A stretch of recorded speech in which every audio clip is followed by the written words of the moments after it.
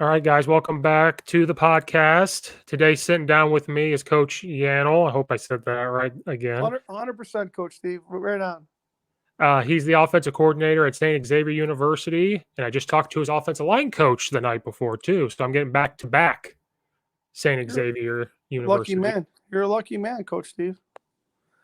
Um, Two good-looking guys, too, back to back. absolutely. I have to get guys better looking than me on here. Well, that's kind That's of why I have tough. the beard. That's why I have the beard. I can hide it. There you go. I've Until, tried that. Doesn't work. I've tried it with the double chin. Doesn't work for me. I've tried to hide the double chin with the beard. Doesn't work. until the white hairs are popping up, so now I don't like it. Salt and pepper. Yeah. Yeah. Oh yeah. I know. People told me basketball makes your hair fall out as a coach, and then football makes it gray. I prefer salt and pepper. Yeah. Yeah, but no. See, football doesn't make them great. Married with two daughters makes it great. That's what it does. That's what makes your hair. Well, see, I don't have that, so it's popping up. So I don't know. You should probably get a little dye job, that little black Sharpie marker. Just crawl it in there, you're good to go. When what? I was 25 or 26 when I first saw it. And one of my players pointed out, they go, "Coach, you got a white hair," and I was like, His name was Tony. I was like, "This is named Tony. You caused this to come to pop out." And I shaved. I was like, "I have to get rid of it." I just turned 30 in November, so now I'm okay. I'm like, it's fine. Yeah, you're looking good to me, Coach. All good. Whatever you're doing, keep it up. Oh well, I mean, my hair's fall. That's why I keep the hair short. Yeah, well, that's inevitable, right? Well, I need to grow it out if we have football in February. Maybe. I hope you guys do. I feel horrible for the senior class. I hope everything works out with everybody, and cooler heads prevail, and these all high school athletes get what they deserve to be able to play some sports. I hope so. Yeah. That's what me and Coach Stevenson talked about a little bit about. Yeah. And the longer it goes on, though, I don't. Doesn't look good, does it? I told him that we need a coach in charge of the state. And I said, because we all work together, we all try to find different ways to get better. I said, that would be perfect. And we get things done.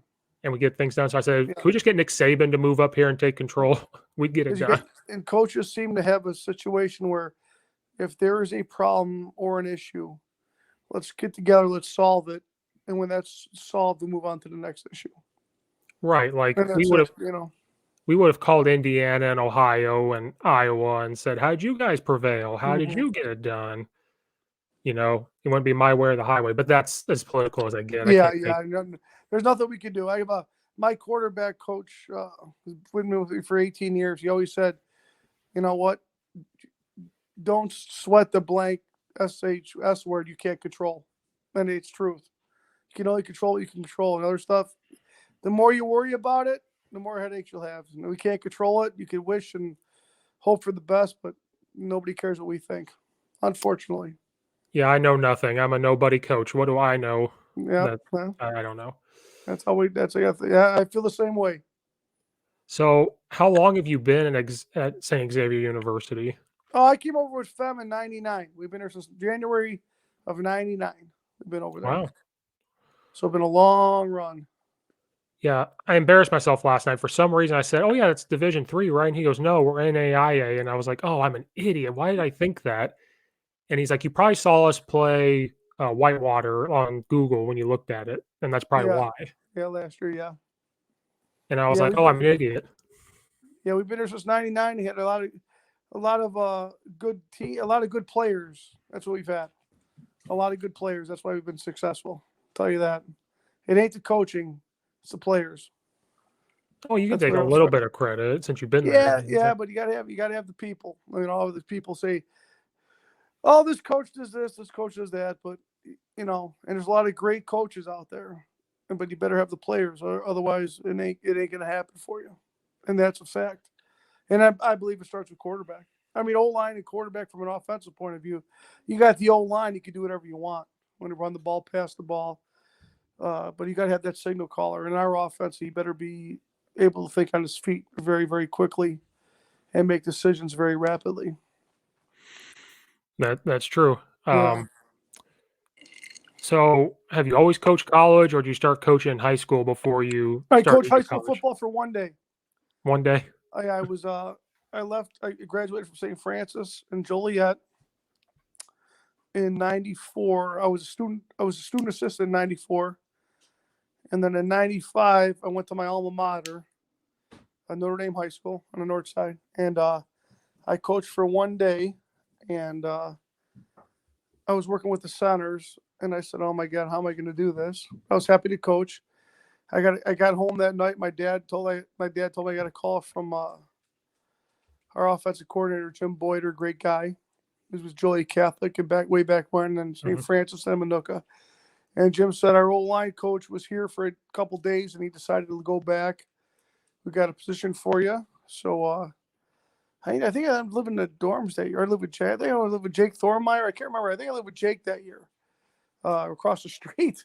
And I would coach. I went there and I would coached every day. It was old line coach, and then from '94 to '98, Steve, I would go and coach at St. Francis from August to November. And back then we were at D2 in Joliet with Grand Valley and Saginaw. And then from November to July, I would work at my mom's hospital, Swedish Coven in Chicago, in the storeroom. And I would go back and coach football and then go from there. So, and then I went with Fem in '99. And I full-time, I was part-time the first 2 years, and I was full-time in 2001. So all young coaches out there who just want a job right away in college, it ain't going to happen. I had great parents who supported me. And like I said, I mean, I think I made $3,000 coaching. And back then it was like what, $7.50 an hour or whatever, minimum wage in the storeroom, you know, but my parents didn't charge me rent, lived at home, ate, you know, and all that. But it ain't that easy. And that's why Mike Feminist is my brother. I love him, his family, and we've been together for a long time. It's funny because my first year at St. Francis, Steve, at a recruiting trip, there's a story for you. I came in from Notre Dame with Paul Michigan, Mike Depp, three of us came in. We all went there. But our recruiting visit, the guy who took us on a tour was Mike Feminist. It was his last year. He just got done playing. He was going to coach. So it's funny. In 1990, he takes on a recruiting visit. And he coached there. We played together, and I coached together, and I've been with him. So really, I've been with him since 1990, when you think about it. So we've been together now, me and Fem, for 31 years. Wow. You know, with coaching, and then when he was a defensive coordinator after Gordy retired, Gordy Gillespie, under Mike Slovic, and then when he took the Xavier job, I was the O-line coach. So we've really known each other for 31 years, and his family's the best.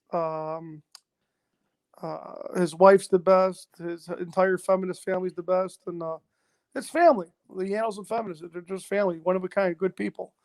And he's one of the most respected coaches in the NEI, and all levels. So I'm very lucky, Steve. It's easy to go to work. It's not even work at that point. There ain't no work. As my beautiful wife says, she's not here right now, but you go to work every day and watch TV. That's what I do. Yeah, I just got the remote here. Here now with this DVR stuff, Steve. You know, you rewind the play and stuff. You know what I mean? Right. It's funny because it's like I can't even. It's hard for me to watch. That's why I'm a big hockey fan. I'm a Hawks fan, Cubs fan. I like hockey and baseball because I could be a fan, and I could be a what do you call, like I don't know what you say, a meathead. I guess, you know, oh yeah, you know, hit that fastball and shoot the puck and all that. Where football wise, I can't enjoy the game because I want to know what the concepts are. I want to know what the line's doing. I'd like to get the tight, you know, that wide tight where you can see everybody. Right. By the way, the greatest thing in the world, we got it this year, is a drone. Yeah. We had it because we're going to have to practice indoors a couple times here in February, you know. So our AD was nice enough to get us a drone. It's the greatest thing ever. There's not a better look for practice than a drone. You don't need a tie. It's one copy, tight and wide. You see the feet from the lineman. You see the techniques of all the defenders. And I don't know, when we start playing games, I don't know what I'm going to do, because like there's nothing like that. Have you ever seen a drone like practice wise or game wise, Steve? When I got to Glenbard East, he had Coach Walters there had one. We went out to practice because I said, "How do you guys film practice?" Because the school I was at before never did. So I didn't know what it was like. I wanted to, but they never did. Yeah. So he's like, "Oh, I got this drone," and the head coach flies it on his phone. And he's looking at it, recording, and he does it. And then on a huddle when he posted, I was like, "Oh my goodness!" Oh, it's the greatest thing in the world. Like we've always gone wide and tight, and then we intercut. Now we intercut the drone and the tight. But I even skip over to tight unless we missed the film because we're changing battery. I just watch the drone. I don't even watch anything else. It's unbelievable. The view from right above it, you can't beat it. You can't beat it. All 22. You can see all the techniques, all the angles, and I'll tell you what. Even if you're looking at, our defense coordinator Billy McEwen is a young stud DC. I mean, this guy's going to be, he's special. But you could, as you watch it, before you watch wide, tight, you go back. When you look at the whole picture, like that on the drone, it's like, well, he ain't blitz. There ain't blitzing here. They're not blitzing there. When you're going back and forth and wide and tight, and you're looking, what's the front? Okay, wait, I can see the front six, but I can't see where that Sam is. And where's those safeties at? And when you look at the drone, you get the whole picture. Like, oh, it's so easy. It's so easy because this is not a tough game. This is not a difficult game that we coach. It's made difficult by people like me. Well, that's what I told Coach Stevenson last night. I was like, it's funny. You could say something right now in your terminology and do something, and I'll show you mine. It's different terminology, but it might be the exact same thing you're talking about. Absolutely, and that's where it gets confusing. Yeah, and that's why I always give the analysis, or I'm not sure the example of. I think that's why I'm a big Bears fan, obviously a big Bears fan, but I think this Pittsburgh Steelers and the New England Patriots are the gold standard in the NFL because I know Patriots for sure. I read the book, but they have a defensive and offensive system. They don't change. They bring the head coach in. Terminology is the same. They draft the same. And then they call those plays the same. So if Ben Roethlisberger had 3 different coordinators, they're all running the same system. So they fired their coordinator today, but the next time he comes in is going to run the same system. The terminology, the routes, the run game. But, they'll make their changes, but everything else is the same. And the same thing with New England. Yeah. That's why Saban hires, Bill O'Brien's going to get the job with Alabama. Brian Dable was there before, Sark. I mean, guaranteed same thing. Same system, defensive, offensively. That's why you get success. That's why, I just think it's even our system. We're able, we've been there for so long. We're able to recruit guys that, we're looking for. Whether it's a slot, we're 4 wide pretty much the whole time. But slot receivers, outside receivers, running backs, O linemen. You're looking for a certain type of guy. You're not changing terminology every year and stuff like that. So that's why there's a lot to be said about that. Right, and there's a reason why they win. Exactly. There's why you guys are winning too. Like it's consistently, right? I mean, Pittsburgh, New England, it's the same thing year in, year out. But again, you still have to have those people. You have to have the players. You got to win with people. There's no doubt about it. Fem said this way back when Woody Hayes, you win with people. Back when he was Ohio State, and that's so true. It's unbelievable. Right. We said this last night. Jimmy's and Joe's and X's and O's, and then I go a step further. I say it is Jimmy's and Joe's, but you have to put them in a position to be successful. So if a kid is not comfortable in a slot receiver, but you keep putting them there, it's not going to work. No, you got to find what works for that kid. Right. Like Belichick or all those Belichick guys. It wasn't Belichick that said it. I can't remember if it was McDaniels or what it was, but he said don't tell me what he can't do. Tell me what he can do. So maybe he can't play outside receiver, but he can play slot. Maybe he can't play slot, but he can play corner. Right. Maybe he play corner, but maybe he can play running back. So tell me what he can do. How are we going to get the best out of him? And that goes a long way because then the kids get comfortable. And they get comfortable with what they're doing and they understand it better. And, you might want to fit a kid at slot, but maybe he's a better defensive player. So Right. you sacrifice, a little bit on offense, but guess what? Your team is better because now he's your number one safety, and he's an all conference safety. Now you're a better team, and that's what it's all about, in my opinion. Right. The head coach at Addison now, he was the D coordinator. Now it's his first year. First thing he said to us, or one of the first things he said, we're going to find out what the kids can do, not what they can't do. That's the first thing out of his mouth. And I said, perfect, because I was new too. I got hired in June. So it was like, I'm new. Perfect. I'm the O-line coach, run game coordinator. I was like, I got to figure out what they can do. And they're like, yeah, we want power, we want ISO, we want this. And I said, well, let's see what they can do before I start going too far. And I just loved it. I was like, and then he's put in the 4-2-5. And he's like, I really have to see what they can do to adapt the 4-2-5 to them.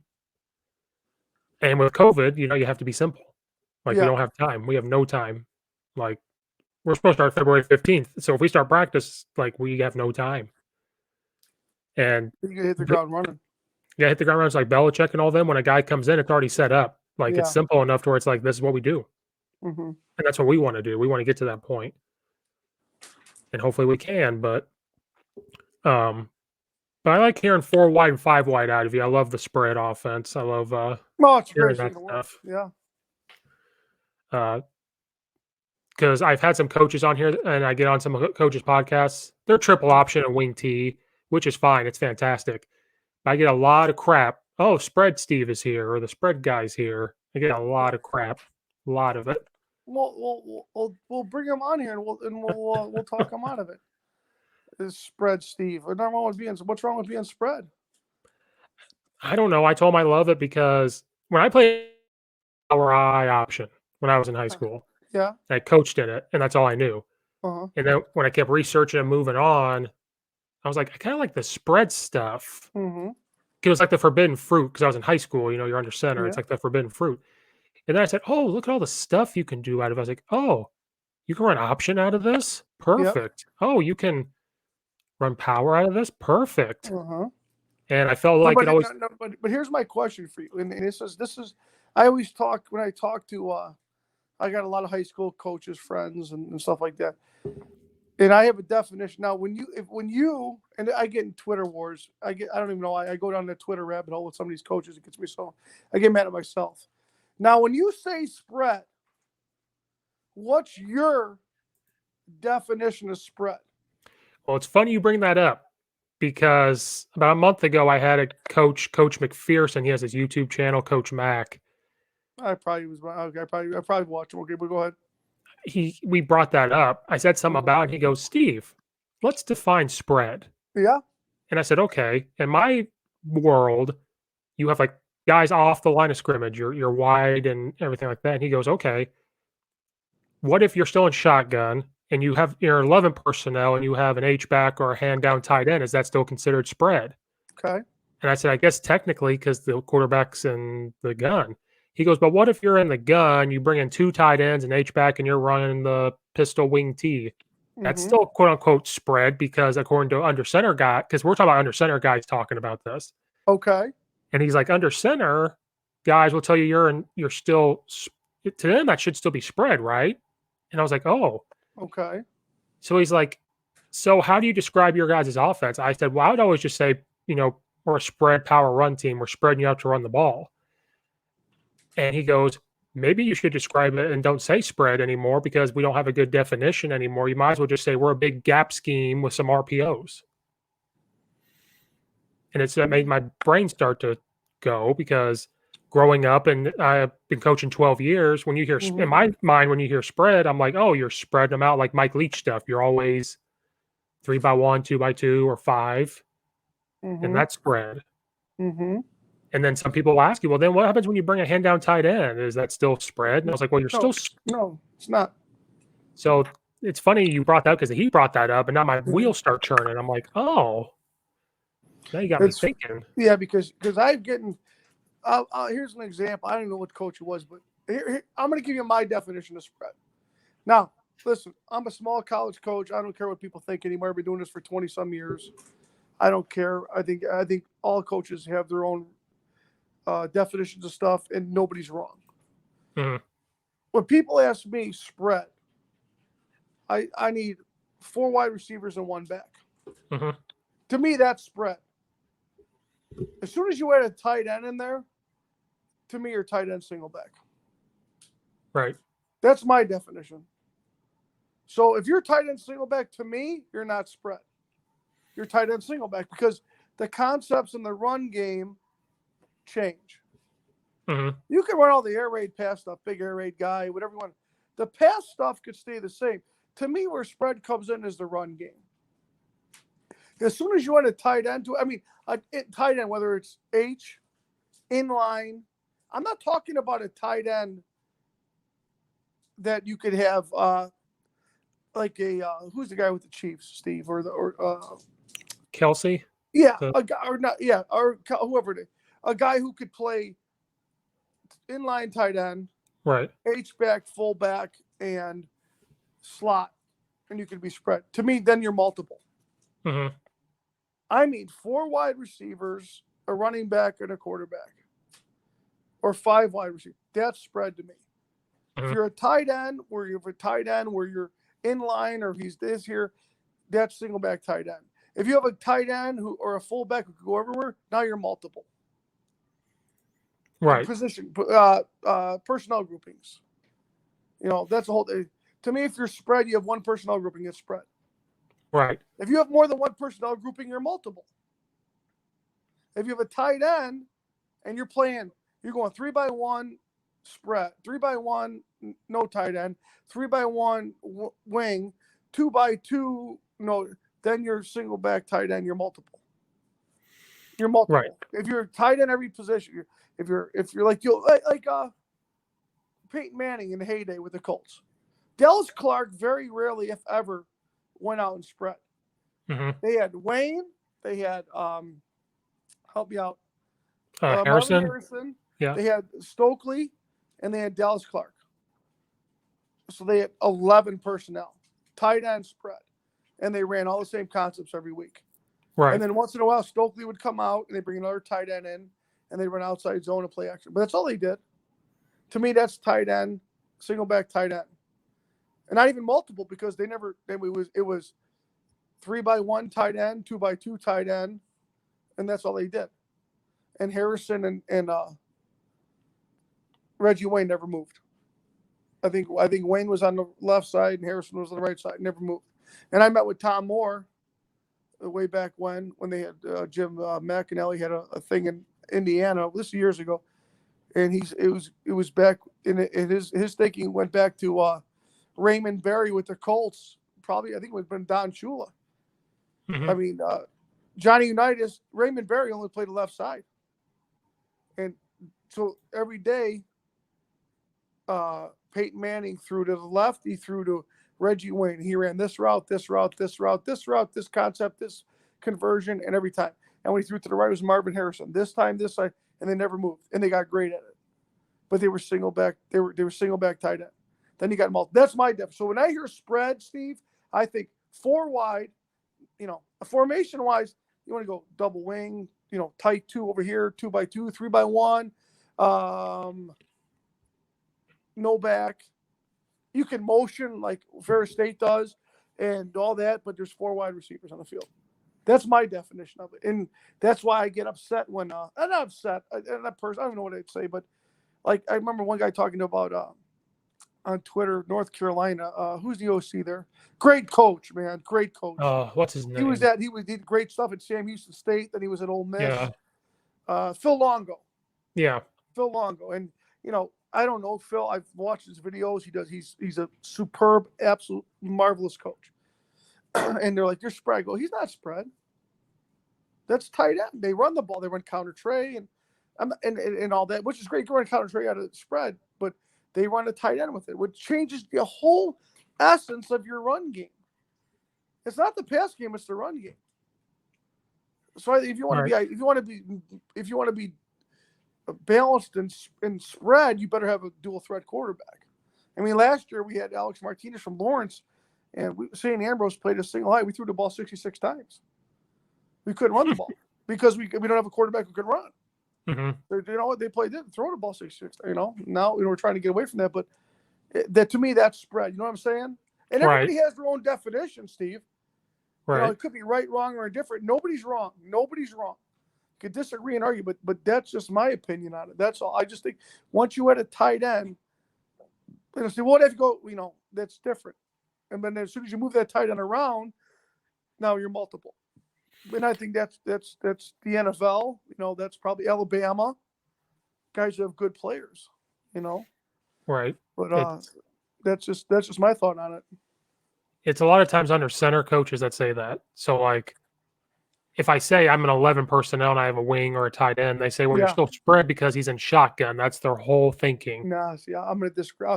I'll agree to disagree with those guys. Because a lot of times, you know, unless you're a true, like, even like Georgia Tech or Army, Navy list with the option, usually most spread teams aren't under center.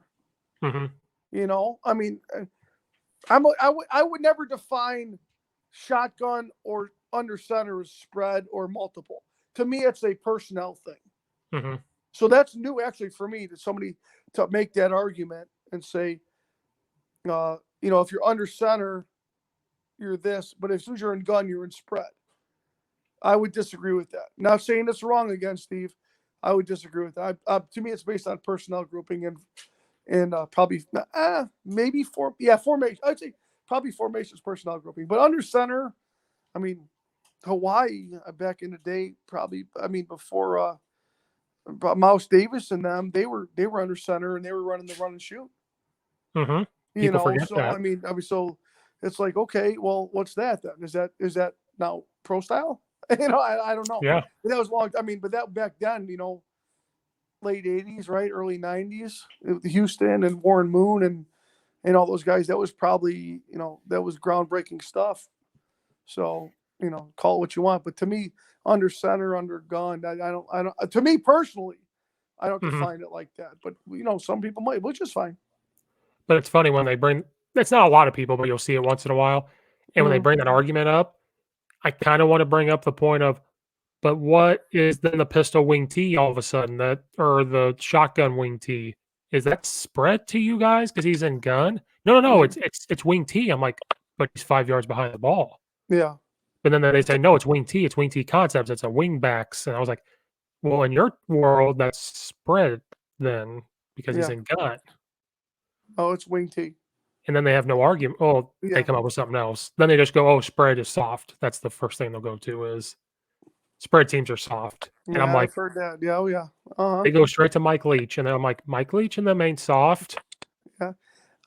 You know, but I don't care. Do you win or do you lose? Right. I don't care if you're power I and double tight and three running backs and you win 10 games a year, you're successful. If you're 5 wide and you throw it 100 times a game and you win 10 games a year, you're successful. I don't care what you do, how you do it. If you win, you win. And that's all it's all about.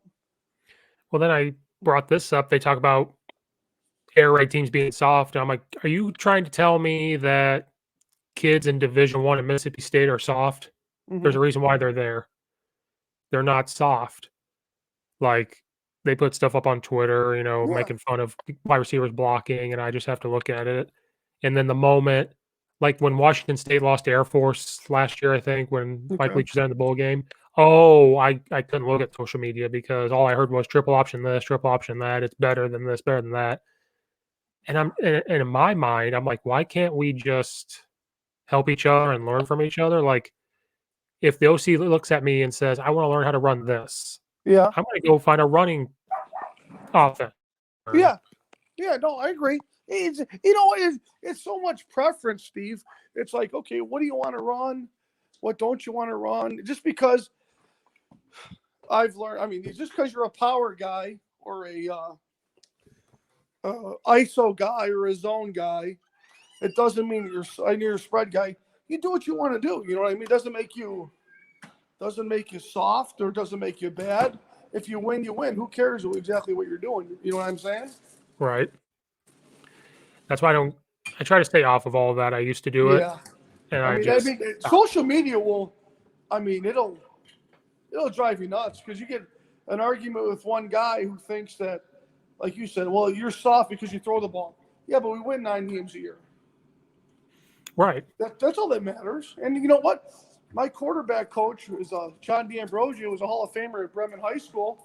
He ran wing T for 20 years, and they won 8, 9, 10 games a year. Mm-hmm. So, I mean, well, who's to say that, the school they had with the kids they had and all that, and they did what they did to win. And, there's no right or wrong in football. Do you win? Like I said before, do you win or do you lose? Right. That's all that matters to me, Steve. I mean, I don't care. Like, we set all the records in the world, passing record. I tell our head coach, I said, Mike, listen, I don't care if we win 69-66 or we win 2-0. If we win, we win. And I don't care if we have 700 yards of offense or we have 150 with 10 turnovers, but if we win, we win. And I think that's probably more, Steve, of me doing this for 25 years, where I don't even care anymore about stats or anything else. It's all about winning or losing. And that, to me, that's what it's all about.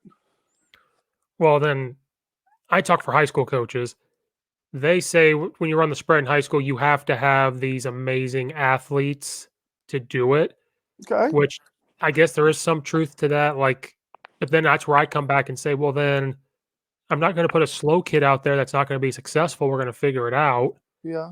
And that's where my brain goes to, okay, maybe we're not spread. Maybe we're multiple because maybe this kid's a hand down tight end. Maybe we need to bring him in and run the ball more. And that's why me personally, I like being, I guess, shotgun. I'm just going to say it that way, being in shotgun, starting from a spread install, because then I can turn to be multiple after that. Where, like, I feel like if you're a wing T team all the time, because I asked the coach this one time, I said, what if you're a wing T team? Okay. And you're in high school, and coming up in this class, you get a kid that can just sling it, and you've got some speed. Okay. What do you do? And they say, oh, we just do more bootlegs, we do more drop backs, but we still stay with our thing. And I said, okay, but you're putting that kid to be successful because you're going to run the ball 85% of the time. What if you're forcing it? And he goes, well, they just have all these answers. And I'm like, okay, that's fine.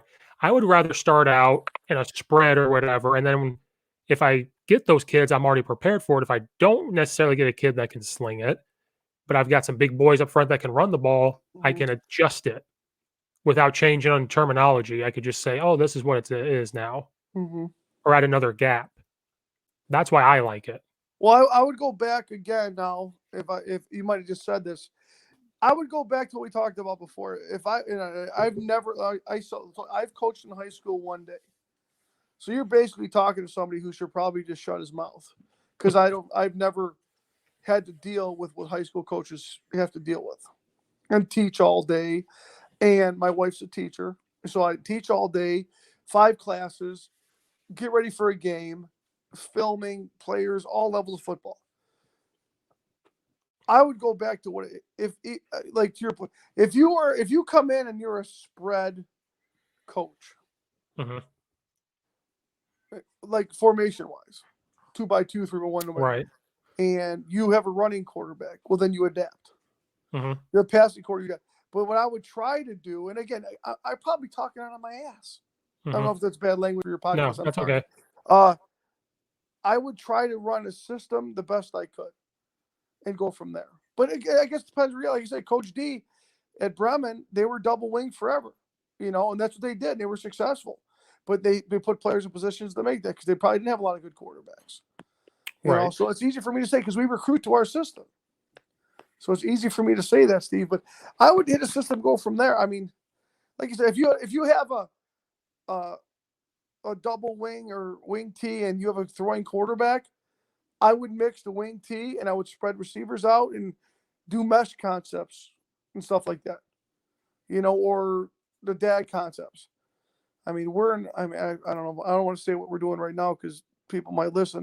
But to me, the perfect offense for me, we said a talk today with my old line. I said, I love the air raid.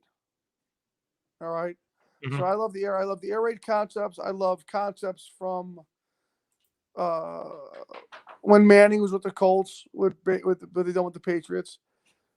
As far as run RPOs, we were doing RPOs in 2008.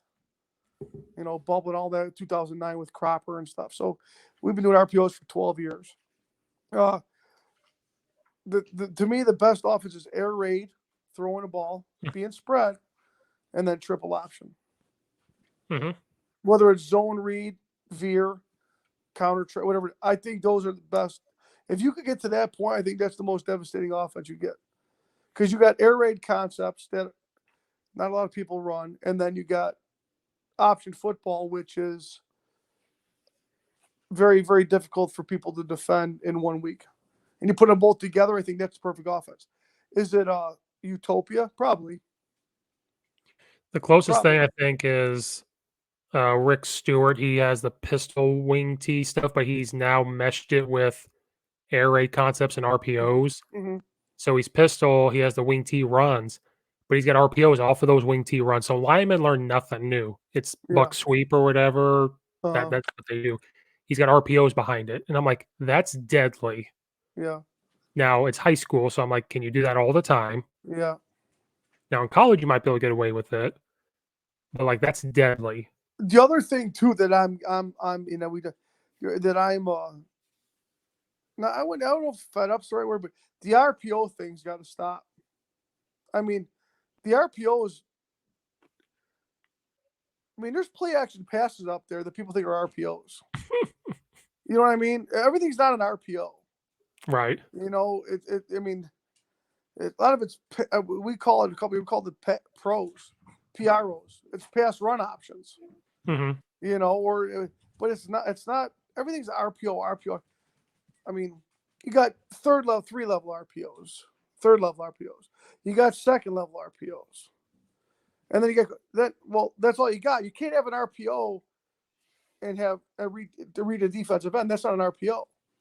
Mm-hmm. That's a zone read. Yeah, right.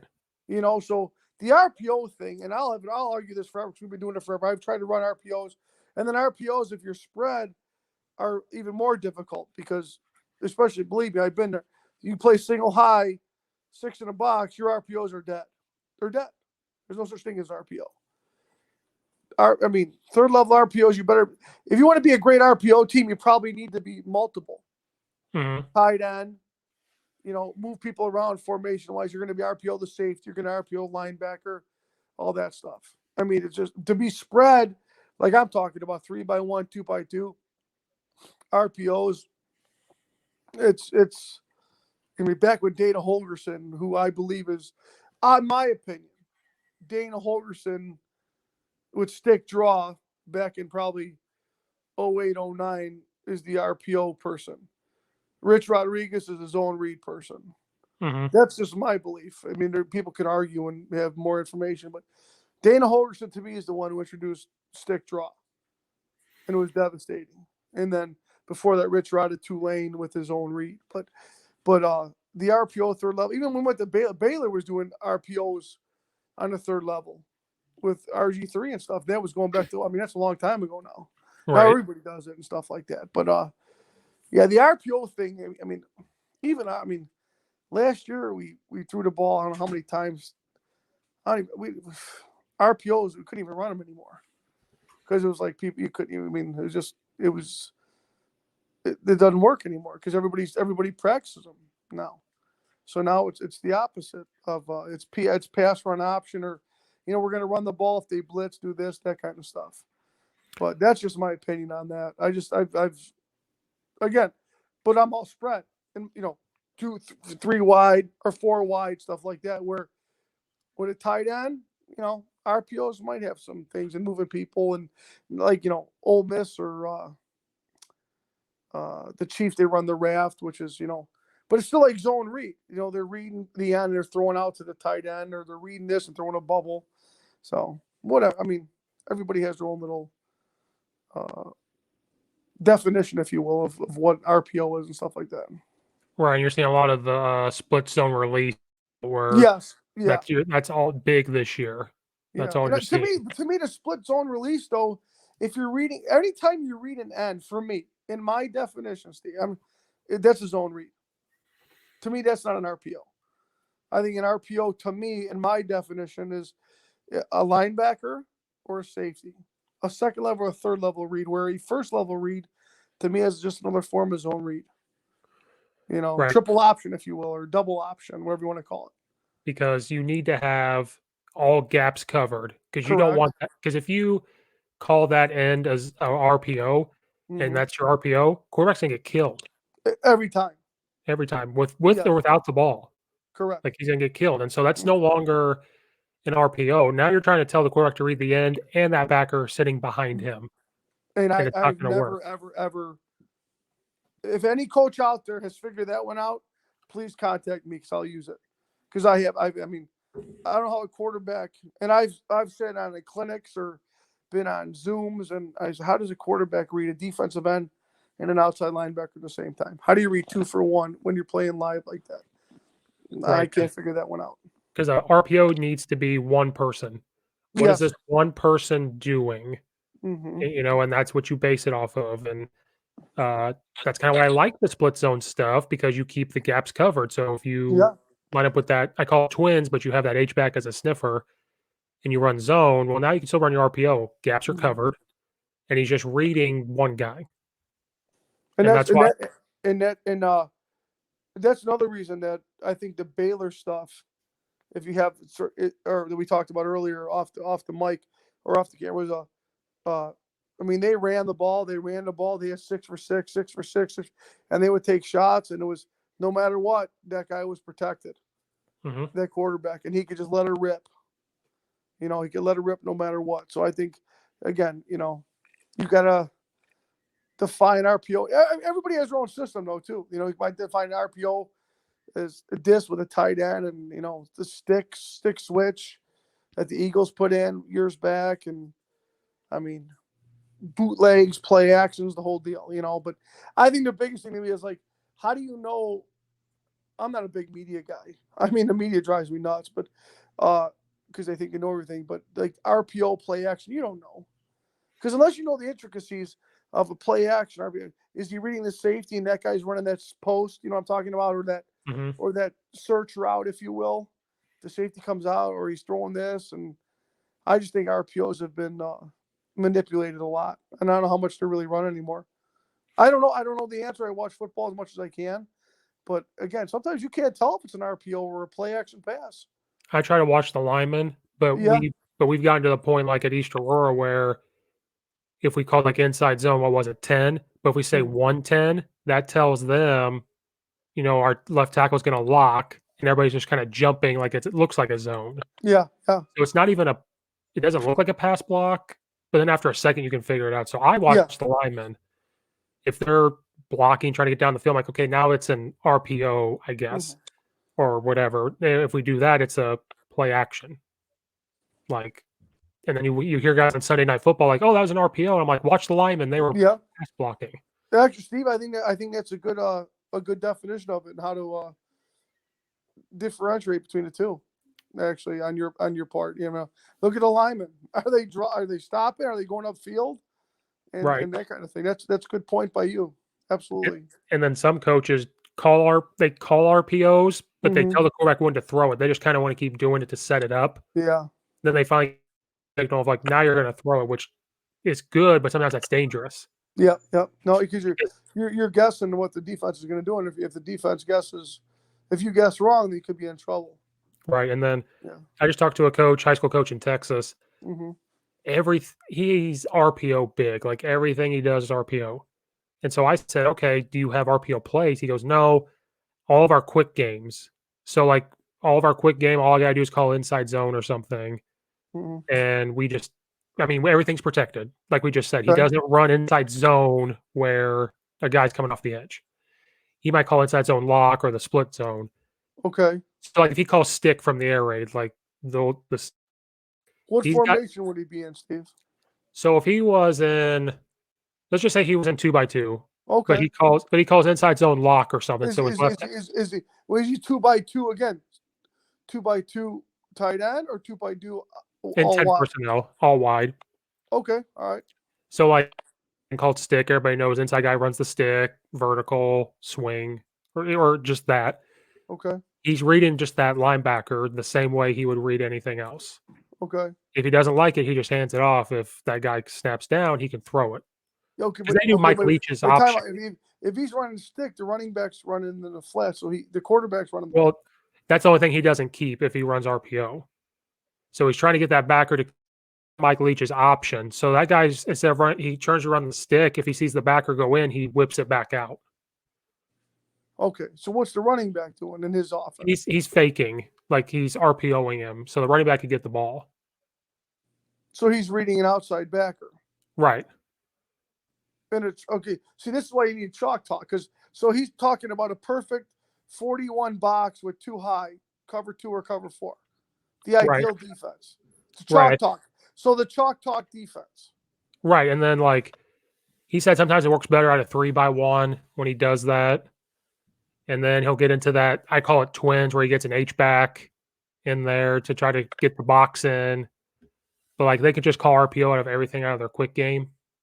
Yeah, but I'll go back. I would challenge him. Okay, so if you're 2-by-2, like you told me initially, and what are they reading to the? Okay, so what are they running to the right? What are they running to the left? So if they run Mike Leach's stick, so on the left, Mike Leach's stick is a 3-man route, so the running back has to be a part of it. Right, they take that out of it, and that's where it gets a little fishy, or not fishy, a little shady. Or cloudy. That's the right word to go with it. Okay, so he's trying, and okay, so I think they're trying to suck up that backer. It to the wide side or short side. What hash do you want? So this is what I mean about stuff. This is where I get frustrated. So put it on the board, put it on a hash, or middle of the field. Draw the defense up, draw the front up, and what is it? What are you running? Right. So if you're going to put a chalk talk defense up there and you're 2-by-2 spread, no tight end, you got a quarterback and a running back, you're 2 high safety, you're a 40 front with a 1 or 3, you got a Mike, you got a Sam Strong, Will Week, and you're playing quarters or cover 2 or 6, whatever you're going to do, you have 2 high. What's your RPO? Right. So you're going to block the 5 down, right? You're going to block 4 down in the mic. Mm-hmm. All right. So is your RPO to the Sam or the mic? So what a lot of people do is what? They run their run game and they run the RPO to the short side and they put quick game into the field. So they pre-snap and say, hey, okay, well, we're gonna go hitches out here. If the hitch is there, take it. That's your pre-snap read. If it's not, run the RPO, we're going to read the will. So you run your run play and go from there. Okay. But don't tell me you're running Leach's stick. Leach's stick is Mike Leach's stick is a 3-man route. It ain't a 2-man route. It's a 3-man route. Mm-hmm. Because that running back influences that backer where he reads the stick. That's he releases or he runs motion. And the backside, he's probably running either the levels route or he's running, like double lookies. Our Air 101 is stick to the right. He runs stick. Number 1 runs a vertical. 2 runs a swing, and the backside is, double lookies. That's run. Hey, throw away from the mic, or if the mic isn't there, if the rotation trumps the mic. That's it. Mm-hmm. Throw away from the mic. If the mic goes that way, you go that way. If there's rotation, throw away from it. There's no RPO there. RPO is a different world. So I would challenge him on that, on that one. Not to say he's wrong, but that's what gets me nuts is these guys just put stuff on Twitter or whatever it is. They, do this. Well, draw it up then. And how do you know? What situation? How are you going to put your quarterback in the best situation? So you call RPO and you're going to call this, but now it's man. What are you doing? You're going to have to hand the ball off. Blitz. I'm talking 6 in the box, single high man. You got an RPO call. What are you doing? What are you checking? Is it part of your call? So maybe you have RPO over here, and if any kind of zone, you run RPO, and then your man concept is over here, so you can check to it. Or does the quarterback have to check to it? Or you can't, because you can't run an RPO against man. I shouldn't say that. I shouldn't say that. That's wrong. Because you could still, depending on the man concept, you might be able to put, like, the Eagles lived on it. They'd play 6 in the box back when they won the Super Bowl, and Ertz would be in tight, and he'd run an inside lookie against the outside shaded safety, and he would throw against the will for like 10 yards. So that's the wrong comment to make. But I mean, it's when you're spread, but again, he would be in tight. It's not, the Bears do it with Allen Robinson, but he could win, things like that. But I just, you have answers for your RPO off that, that kind of stuff. Now, what if you lined up in like a 2-back? Okay. And try to run not Mike Leach. I don't know if I should be saying that, but what if you did go 2-back? Okay. Ran stick to the right. Okay. A slant on the backside. Yeah. And it's an RPO because now that running back can influence. Well, you can't have an RPO because you need. If you say RPO there, who are you? So? What you say 2-back set? What 2-back set are you in, Steve? Are you in split? Are you in double sidecar? Are you in near, far? What are you in? Are you under center? No, like his blue and green. So what's that split? That okay? There you go. So it's double sidecar. Yeah. All right, and you go stick scat or stick like, yeah. You release both backs. Mm-hmm. So now you go stick to the. I mean, so you have doubles right with 2 backs. Can you picture it now? Yeah. All right. So you're going to go stick to the right. So you go, here's your stick route by number to slot. Number 1 runs vertical. The running back swings that side. To the single receiver side, you run your lookie or your scat. The other running back swings. Yeah. Right? No RPO. That's a pass play. Right. So what would you tell your quarterback to do? If it's an RPO or just it's not. It can't be an RPO now because you're releasing 5. That's not. And just that play. Yeah, no, so not an RPO. You're releasing 5. Right. Okay. Right. So pre-snap is that slant route or whatever. That's his pre-snap. His pre-snap is what? The slant on the I call it slant. That okay. So spot route. So 2 receiver side. The 1. Yeah, single. Yeah, but you're going to release the back. Right. Yes or no? Okay, so. So you're going to get flash lookie pretty much. Mm-hmm.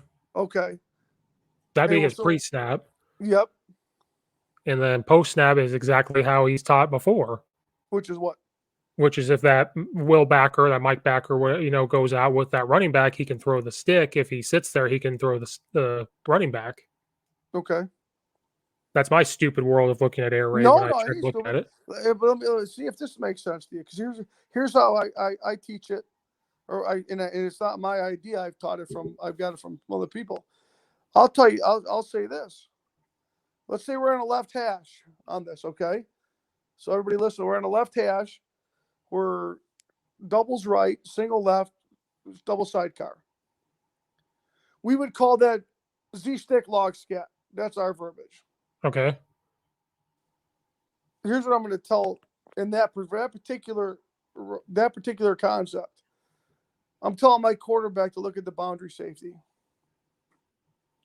Okay. So we're going to say it's the old clinic defense.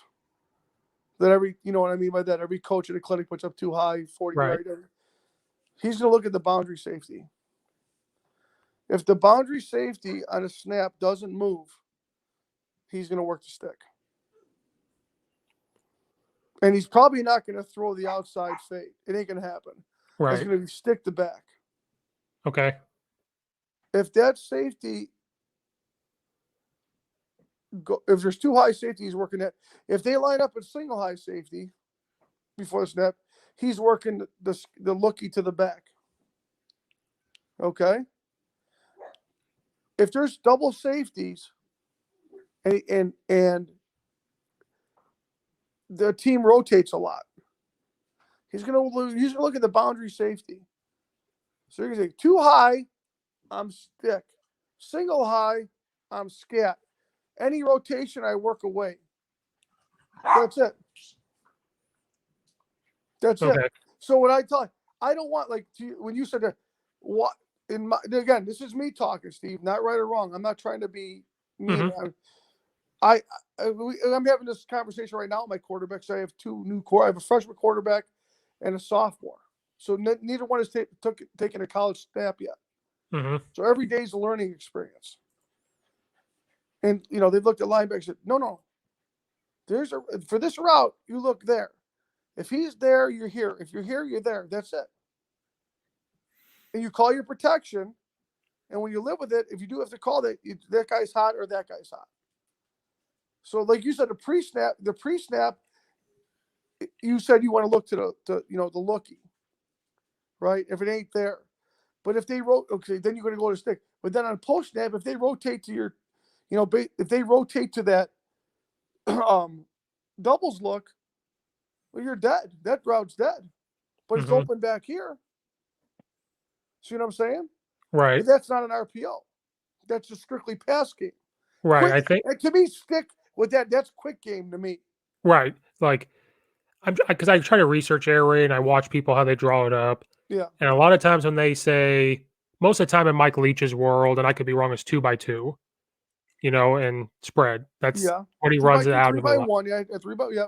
He's 2x2, 3x1, and when he's at least when he was at Washington State, when he ran no back, he ran one pass route. But that's from studying. So. And then just from watching people, when he runs stick, they're reading the flat defender to see who's going to defend the flat because they said he wants to get the ball to the running back. Who's they? Just these people, like people have gone and watched his practice. Fair enough. Okay. Like they went when he was at Washington State his last year, they were there for like 3 or 4 days during spring ball. And they got the film and they drew it up and they said, this is what he looks at. Like, cause they sat there and they watched the meetings and for the stick, they were trying to read who's going to defend the flat. Pre-snap, he runs double slants. Yeah. So yep. That's his pre-snap. And then post-snap, they're reading the flat defender. If the guy goes, basically, he said in layman's terms for me, because I'm stupid, if the guy is trying to guard where the running back is, you throw the stick because that's going to be open. Okay. If he doesn't, the running back's probably going to be there. Now, as the game goes on, if he likes the vertical, he's going to say think to the X receiver or whatever, and then that's when he throws it. And to me, and again, he is to me, Mike Leach is an innovator beyond anybody could possibly imagine. All right. I mean, I'll try to run the ball more out of spread than Mike Leach would. But all the years I've been studying, it would be Noel Mazzoni, Mike Leach, Tom Moore, Bill Bell. I mean, you could go on and on and on. All the people I've studied over the years. What works best for us is that. Right. You know what I mean? I mean, and maybe, because we have air raid concepts, but at the same time, we also mirror other concepts with it. All right. So it's like, with certain concepts, we have their pure progression. Some are mic reads, some are rotation reads, and stuff like that. So how Mike Leach reads stick lightning in our verbiage out of 2x2. To me, I wouldn't run stick lightning because to me, that's two high beaters. Okay. I would run stick with levels or stick with Oklahoma State when Gundy we went there in 2012. Stick to, and don't forget, those are all air raid guys. Right. Holgerson was there. Stick with, option dip or arrow. And you could make that a progression. You could go, it's a mic, you could work away from the mic, or work away from rotation. Right. That when I do that, when anything would stick on a 2x2, we'd make that. When we're on a 2x2, we make it a mic to rotation read. So when we're by 2, if we go stick, in our verbiage, again, I have a chalk here. I would go stick cowboy, stick colt, stick arrow. Okay, and then I tell the quarterback, away from the mic. All right. Rotation trumps. So you look away from the mic, but it's rotation. You go away from rotation. That's a trump. All right. You know what I mean? That's how it goes. So whatever we're working that week or this and that. So, and if it's too high, and if you get a quarterback who's not the smartest guy, you just go, hey, you throw the stick to this, to that. 1, 2, 3. And you protection here. And if it's hot, you throw to the back. Out of 2x2. 3x1 is where I get more into a safety read. Okay. 2x2, you can read Mike to rotation. 3x1, you're probably going to have to read a safety, at least in quick game. Right. Whether it's levels, scat, or stick, scat, or stick, whatever. When you get in the air raid, when you get in the Y cross, or the 6 route, whatever you want to call it, that's just pure rotation. I'm sorry, pure progression. Mm-hmm. Based on what we do, that just from years and years of studying and what's easier for our quarterbacks. And you could talk. I could talk to you for 2 hours just about Y cross. From the front side, what you do, the front side, Y cross is what? Vertical out. Mm-hmm. And then you Y cross. You go hitch smash, Y cross. You go flat burst smash, Y cross. You get it tight and run this with Y cross. You can run arrow smash, Y cross. And you can just progress, read. And the quarterback just goes 1, 2, 3, 4. 1, 2, 3, 4. Protection's here. This guy's hot. Boom. And the quarterback's comfortable with it. I was getting ready to say, you said Y cross. I was thinking about somebody had said, like, what if you run smash on the other side and you put the safety in a bind? Oh, I was like, it's a great. You could run all 3 versions of the smash route and just tag Y cross on the backside, and it's pure progression read. If the hitch is there, pre-snap, grab it. If not, read smash to cross to post curl to back. Mm-hmm. If you go the pros called 7 route, the Bowen, flash, burst, smash. So flash there, no, hot, boom, burst, smash, cross, post curl, back, run.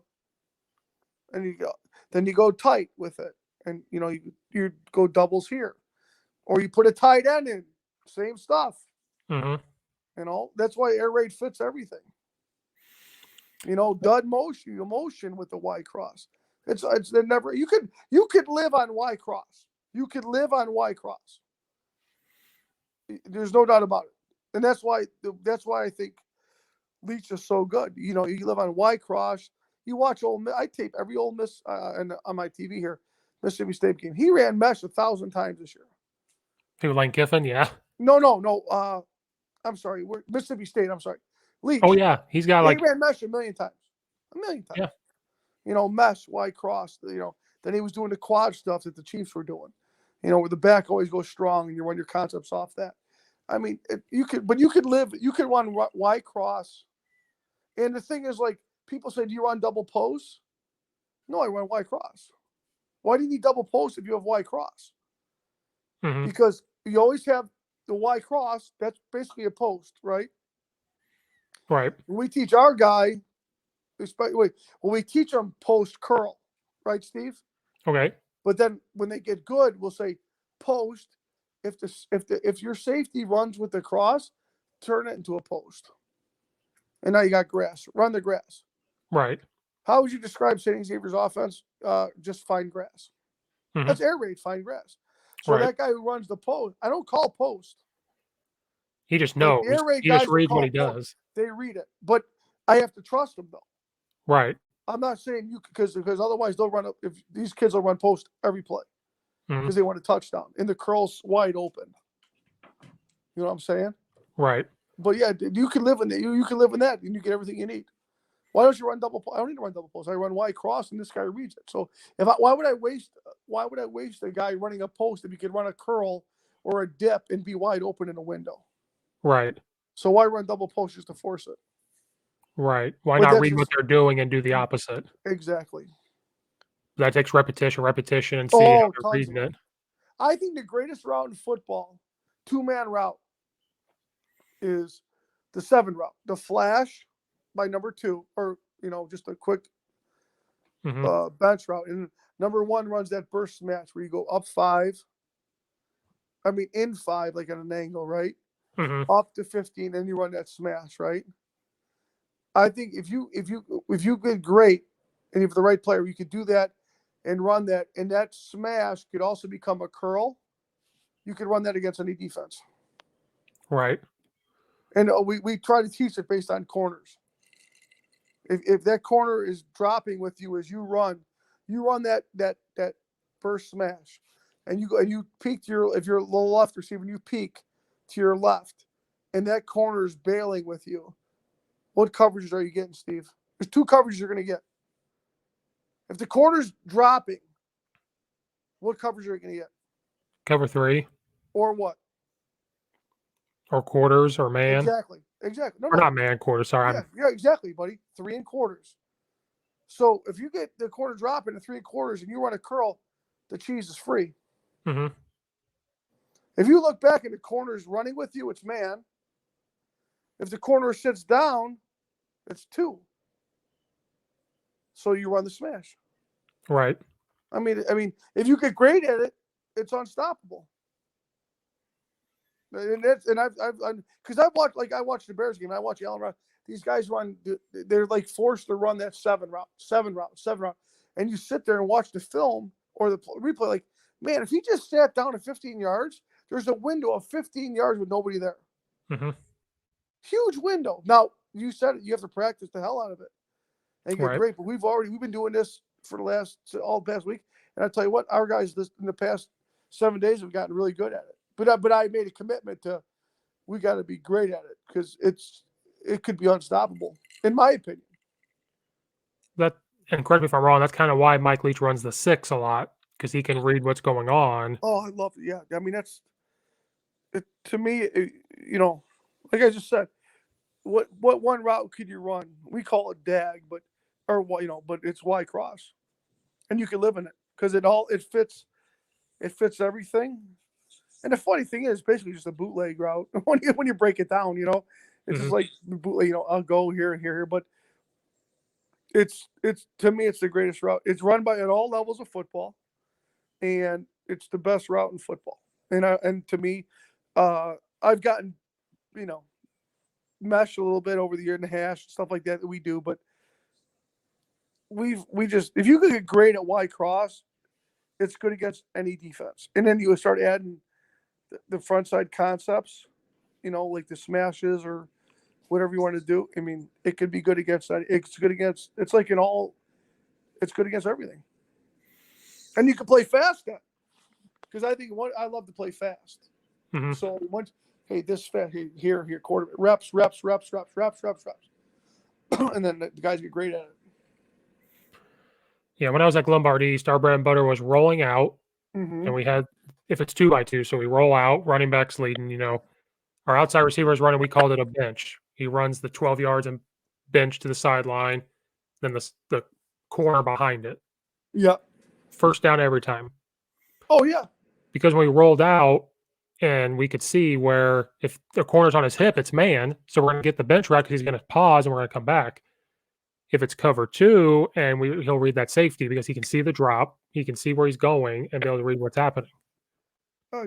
And you know what else too? I'll tell you this, Steve. And I've learned it. It took me a while to learn this, but again, I give credit to my quarterback coach, Coach D. I'll run, and I did it last year.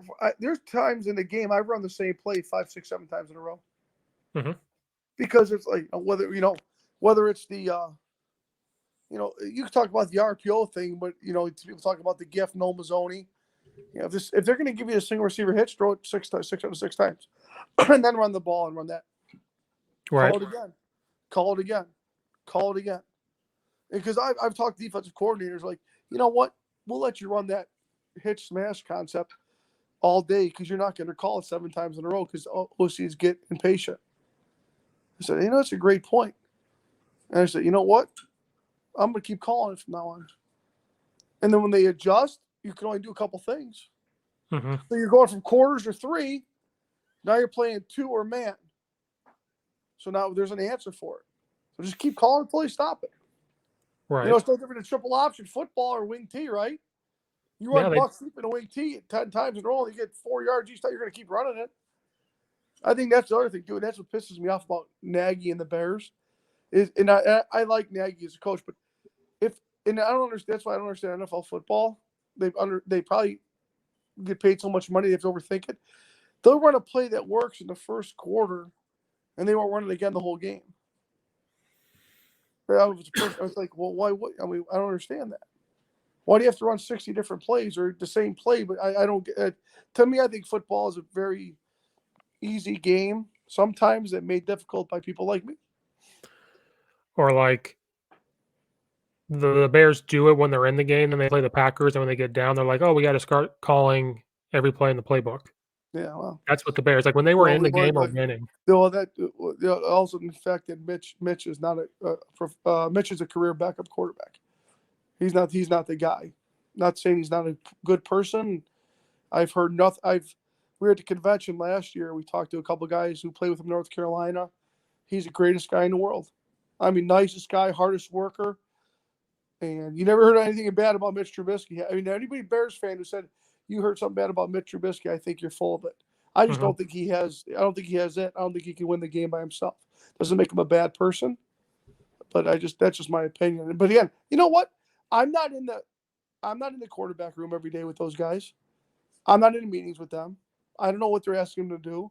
I don't know. It's easy for me to sit back and say, "Oh, I could see him throwing there and throwing that," but I don't know what they're telling him what to do. I don't know. Is it him? Is it Nagy? Is it the system? I don't know because I'm not in there. Yeah, from that side looking in, it's both. Because in 2018, they rolled him out of the pocket. They did zone reads. They did this. They did that to make him comfortable, quick passes. And then last year was just a debacle. And this year, it's no different than the NFL, though, Steve. In the first year with Nagy, they didn't know what to expect. The next year, they said, and I was telling some guys at the gym, and I said, remember after 18 was that year, right? Remember 18? Remember they played the Packers the first week, and on Thursday Night Football, even the Packers beat them up, and the defensive back from the Packers came out and said, "We knew if we had to make Mitch beat us, we could win." So they went to school on him. That's why Lamar Jackson struggled this year early on, and they're hot now, but they went to school on him. They go to school on you, and so they figured out the NFL, and the Saints did it. The Packers last week. Hey, Mitch. We're going to take away your run game, your bootleg game. We're going to double Allen Robinson, and because that's your safety net. But now you try and beat us, and he can't. And Nagy knows that, I think, in my opinion. So he's scared to have him throw the ball because he's going to throw interceptions. Those two picks he threw against Minnesota and the week before the Saints, the Jacksonville Jaguars, in the red zone were horrific. Horrific. So I think that's what the NFL does. Is they go to school. If you're successful, they go to school on you. That's why the Patriots with Belichick and Brady will do nothing like it ever again. Right. Which is sad because it was kind of, even though we didn't like seeing them there every year, it was fun to see. Oh, I loved it. I loved it. I'll never understand, Steve, why people get mad at success. To me, the Patriots should be. I mean, you can say what you want about their personality and stuff. I don't care. That's success. That's where everybody would want to be there. Every football coach in the world would want to be that.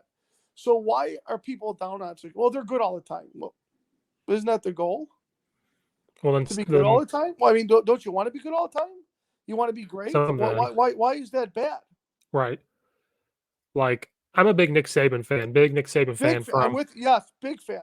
So I have to root for Alabama. So I have Alabama stuff. Now I stir the pot because people talk about them. So I like to stir a little bit. I say roll tide. I'm like this or that, and then the best thing is, well, the ratings won't be very good. Alabama will be in the championship again. I said, you're going to watch them just to see them try to lose. So don't tell me ratings go down. People watch them, and if it's so bad, somebody has to beat them. Agree. And you know what? It's great. I love, and I'm a big Alabama fan, big Saban fan. He's from the Belichick tree, but they win. And they got great players, and their second string O-line can start any team in the country, and all that. But guess what? I'd go to Alabama, and they win. What's wrong with what's wrong with winning all the time?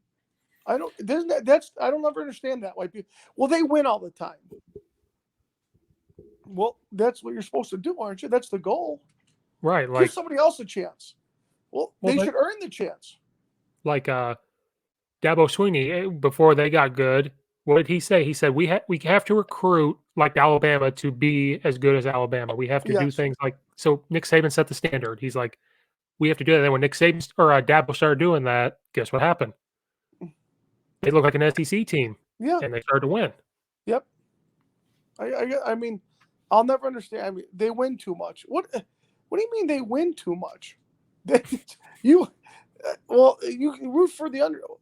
I'm not an underdog guy. I'm not an underdog. I mean, I like being the underdog sometimes. I do because it's fun. But I'm a win. If they're a good team and I want to see the winners keep winning if they do things the right way. Mm-hmm. If they're doing things the right way, if you're taking your shortcuts and all that and cheating, well, that's a whole other argument in my opinion. Right. But if you're doing things the right way and you're getting the right players and you're coaching them up and you got a system and you're doing great, I think greatness should be appreciated. Right. It's in my opinion. Because when Nick Saban retires, you're not going to see it again. No, you're not. And I don't want to be that guy taking the job. Same thing with Belichick. You'll never see it again. You'll never see that again. I don't want to be the coach going after Belichick or after Nick Saban. Nope, no way. Because you're not. It's going to be very hard to live up to that. And I mean, they've been doing it for so long, where they have an idea and a procedure, if you will, of how they do things. That even if you try to replace it, there's little things you can't, because there's all the intricacies that they know and stuff like that. Oh, it should be it should be celebrated. Greatness should be celebrated. And right. if if you're good enough and you coach and you get the best players and you could win 20 national championships in a row, well then good for you. Because everybody else, you can't tell me that any other coach wouldn't love to be part of Alabama and have 7 national championships. Mm-hmm. Any coach at all levels, high school, Pop Warner, college. I mean, you wouldn't want to be. Why wouldn't you want to be? Why everybody wants to win. So. And the best is when the championship game they said, they won because they had 3 Heisman guys, which is true, but you need some coaches to put them in positions to do that. So I tried to say that, and I shouldn't have done that. That was just hey, they recruited them. Right. What's wrong with that? You want to recruit the best players. I'll never understand. You want to recruit the best players. If you get 3 Heisman Trophy winners on your team and you recruited them, why are you being vilified for that? Because did you know they're you did nothing wrong? Because did you know that when you recruited them as freshmen, you didn't know they were entering into the Heisman? Yeah, you're recruiting the best players in the country, and so you know what? So is everybody else. Mm-hmm. You know what I mean? And if they choose Alabama, and you have 3 Heisman Trophy winners on your team, they had a quarterback room of Jalen Hurts, Tua if I could say his name, and Mac Jones. Yep. That was their quarterback room. Yep. And that's their fault that they recruited good quarterbacks. And I know they're throwing really good receivers, but that's a hell of a quarterback room. There's a good chance there might be all 3 quarterbacks starting in the NFL next year. And or something. And Jones playing a wing T high school. That's the best part. Yeah. And they found him. They found him and coached him up. Correct. And they saw something in him that, hey, he's going to be this guy can be pretty good. So there you go. Right. So I would never own Alabama gear if it wasn't for stirring the pot. So I was just kind of like, I'm going to stir the pot a little bit. So I wear the hoodies. I say Roll Tide on social media, and it makes people mad. And because I'm a U of I guy. I grew up 20 minutes from the campus. Okay. So all I hear is, you're a U of I guy, though. You can't be an Alabama fan. I was like, well, why not? I like Nick Saban. I'm going to root for them. You guys hate him. I'm going to like him. But I'm a coach, so I follow coaches. So I'm like, well, I got to look at what they're doing. I'm with you. I follow coaches, too. I'm with you, Steve. I follow coaches. I follow coaches, and there's some schools I just kind of root for. Like, I don't know why. I kind of like Marshall. I don't know why. Okay. And so I look at them. But besides that, I look at coaches. Besides I'm coaches. I'm probably, college-wise, I am more of a, what's the hot system? Or what are the people doing well? What schools? And then coaches. Right. But I'm like, I'll always follow Leach, and what he does. But then like North Carolina, I've been looking at last couple of years. And now I'm on to Ole Miss with State. But I mean, Kiffin is just doing the Baylor stuff when Kendall was with him at Florida Atlantic, But I look at that kind of stuff. So Arkansas, Kendall Browse is at Arkansas, Ole Miss, Kiffin, Mississippi State. Those are 3 teams I'll study this offseason, or whenever if I haven't already. I'll look at those teams. That's so I'll root for those teams or watch those teams. And I follow Orgeron just because yeah. Oh, their offense last year was unbelievable. Well, that's kind of why when people said Bama had the players, I said, well, wait a minute. Mm-hmm. LSU had some of those players the year before that. Yep. And then they coached to what the kids could really do, and look what happened. Yep. So that's where my argument comes back. I'm like, it's not the coaches. I'm not saying the coaches are the reason why they actually won all the time. It was Joe Burrow. It was his receivers. But the year before, they weren't doing a lot of that. Don't forget about that running back. And the running back, he's on the Kansas City Chiefs now. Like, they all got drafted. He won the Alabama game pretty much by himself. Right. Yeah, I got the LSU film last year. We watched that game, and Alabama was shutting them down, and that kid pretty much beat Alabama by himself. It was something to see. It was special. And, of course, what happens? The Chiefs draft him at 30. Yeah, it's like, oh, good. Well, the great just got better. And I love Ed's book. I got his book for Christmas, and I read it in 2 days. It's great. His Flip the Script book. Mm-hmm. I recommend it to people because when you read it, you can hear his voice in your head talking to you as you're reading it. Yeah. You can just hear that Cajun talk of his. And like, and stuff about him I didn't know. I didn't know he had a drinking problem. I didn't know he left Miami from the drinking problem. Mm-hmm. And didn't coach. I was like, oh, goodness. And like, he's like, I want to run 2x2 spread. He goes, I love spread. I want to run 2x2. And I was like, I didn't know that about you because LSU was under center pro style. And then he gets there and he wants to do that. Mm-hmm. So I watch LSU probably could have. LSU has as much talent as anybody. When who's the gentleman who's at Kansas now? Les Miles. Yeah, they had a lot of great defenses and offense, but they could never. I mean, their offense was always seemed like it was stuck in the mud. A couple of those years, That's why I'm excited. That's why I was nervous for Brent Bielema coming into Illinois. Mm-hmm. But listening to him, I think he's going to change and adapt and do what the players can do. So I'm excited for Illinois football, at least. What about the guy he brought in from Appalachian State, the OC? Was he at Appalachian State for a couple of years now when they were good, or was he somewhere else? Do you know that, Steve? I haven't done. I just saw that they hired him, and he was at. I believe he was at Appalachian State last year. Correct? Yeah, but I think that might have been his first year. Okay. But he's been somewhere else. He's been a couple places. And they're friends, so they've known each other. Okay.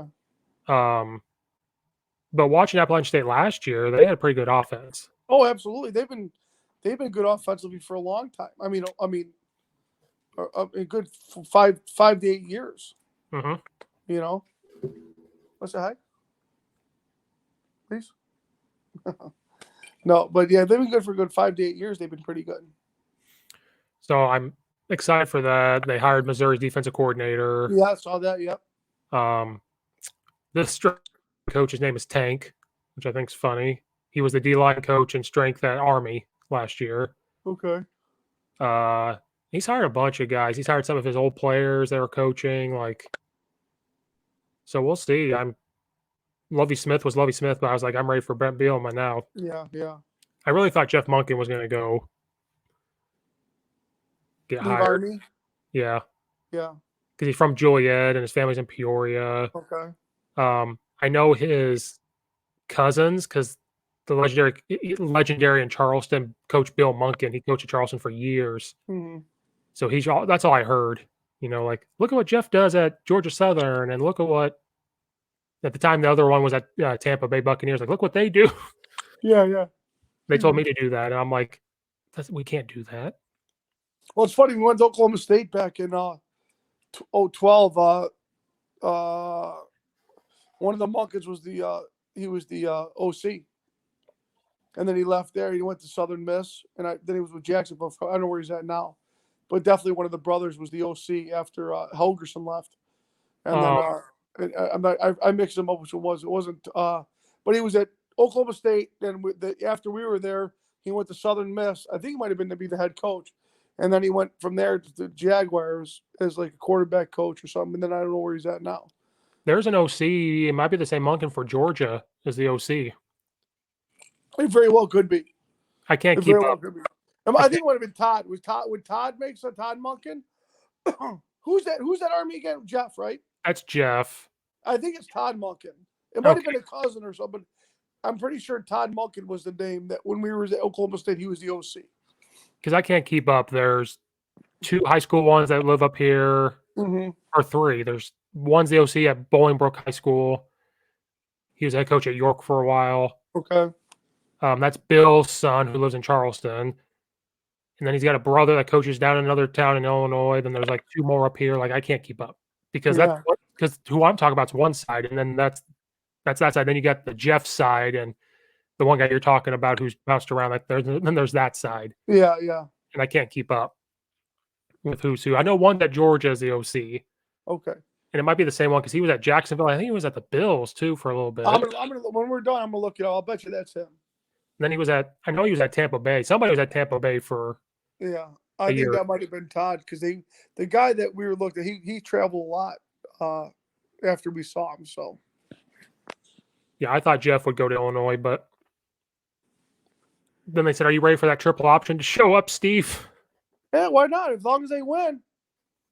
Well, that's why I first I said no because I love throwing the ball and inside zone and all that, and then the way Illinois went this year, I said, you know what? We need culture. We need someone that's going to bring winning attitude, and so bring Jeff in. I'm all good for it. Yeah. Or Sean Lewis. I love Sean Lewis at Kent State. Okay. He was the tight ends coach for Babers at Eastern when I helped out spring ball. And he traveled. Now, would he have played quarterback at Wisconsin when Bielema was there? I think he played quarterback, maybe. Well, he definitely went to Wisconsin. He's a Richards kid, I think. Yeah, he went to Wisconsin. He went to Richards High School. He did, yeah. He's a Richards kid. Now, my neighbors went to high school. I wonder if Bielema was a coach or that was Barry Alvarez when he was coming out of Richards.